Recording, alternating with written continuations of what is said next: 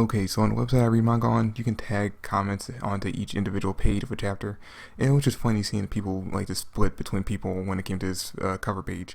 You got the people who are talking about how they're going to do shit to Wendy, how they want to do stuff, different stuff to her, and then you got the people who are talking about like how Mashima's disgusting for fan servicing this little girl when she's like 13, 14 years old, and it was just funny seeing the split between the two types of fairy tale fans. Okay, so I'm making this video pretty late. It's about almost 2 o'clock in the morning, Monday, or I guess Tuesday, technically now. Read the chapter in the morning, but had work, so I was reading it actually during work. Then had class right after that. Then had a whole bunch of projects and shit I had to do for class or for other classes I have tomorrow. And then obviously tonight was a big debate, and my friends wanted to watch that, and I actually had to watch that for my class tomorrow, my night class.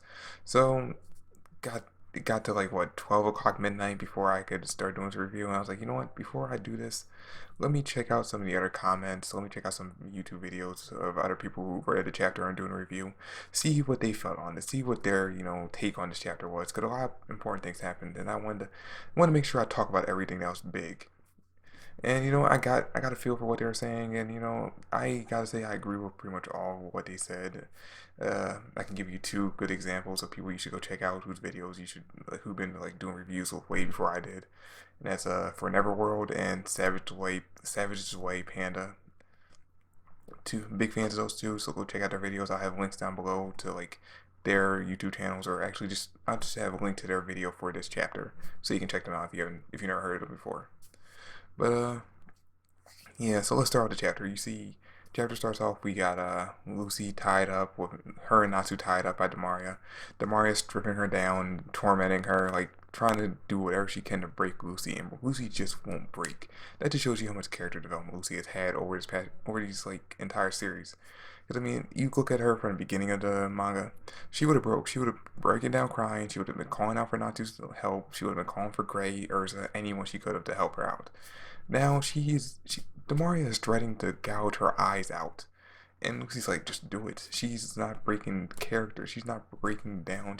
She's just staring Demaria down and saying, fucking do it. Doesn't matter if you take my eyes away. I still have my memories of all my friends and what they look like. That's good enough. Fuck you, just go ahead and do it. She does not break for a second. Even when Demaria's getting ready to stab her, she doesn't break contact with her. She doesn't break eye contact with her. She ends up passing out, but that has nothing to do with her. It's because of what Natsu did. After Demaria threatened her, I'm not clear if she yelled his name in her head or Lucy ended up actually yelling for Natsu, but he woke up in enough time, broke out of his restraints, and just demolished Demaria. Like he destroyed her. Like he left her a bloody mess on the ground.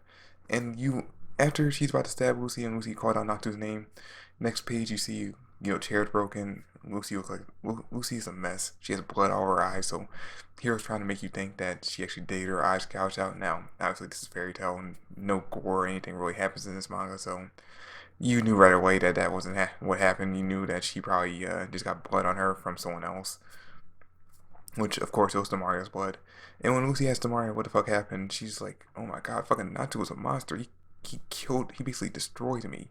He didn't kill her though, so there's that. We'll talk about that later." After that, Brandish,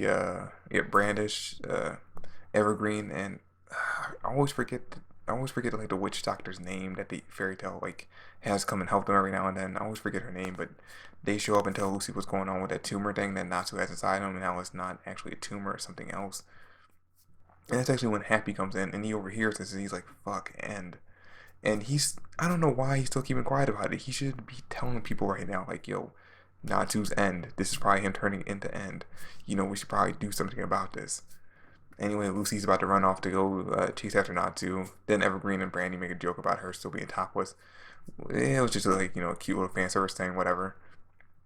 Then after that, we see Natsu on the battlefield, and he just looks like a fucking monster. He looks like he's out for blood. He's looking for Seraph, and he ends up running into Gray, and Gray's just like, Natsu, what's up? And Natsu actually recognizes Gray, which leads me to my theory. A lot of people are saying that I saw one person saying that Natsu is fully transformed and disappointed because he didn't change appearance. I don't think that's the case. I don't think Natsu has transformed yet all the way because he didn't kill the Mario, and he recognizes Gray and Lucy. Like he doesn't see them as threats, and he's still after Zeref. He just wants to kill Zeref. So, I mean, yeah, the whole thing about End only being designed to kill Zeref, I guess that could be it. But I don't know. I don't think Natsu's fully transformed.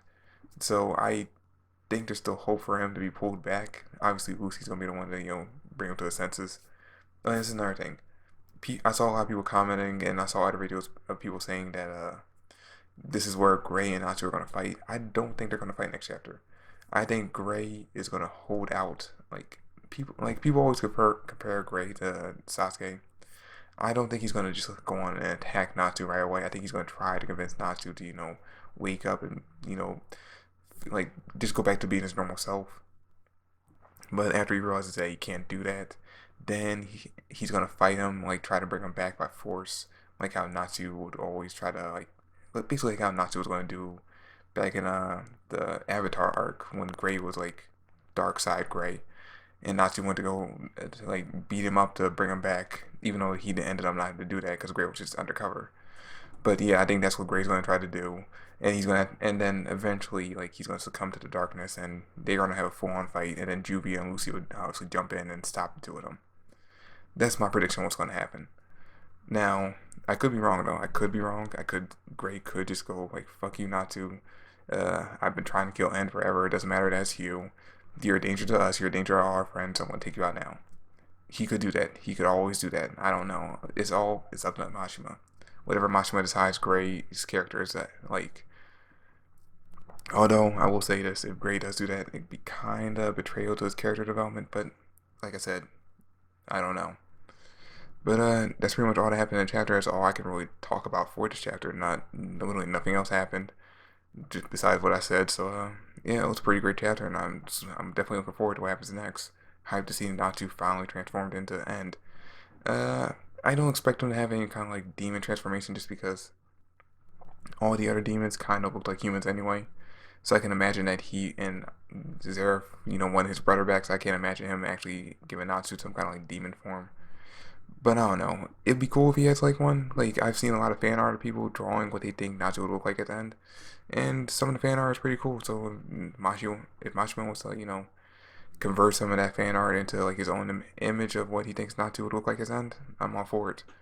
But that's all I have for this review. Thanks for watching. I hope you enjoyed. If you did, drop me a like, subscribe to the channel. I greatly appreciate it. And come back for some more fairy tale videos and other chapter reviews of other manga and comics in general. So yeah, that's all I have for you guys today. Thanks for watching. Comment down below what you thought of the chapter and what you think is going to happen in the future. And I'll catch you guys later. Upstairs.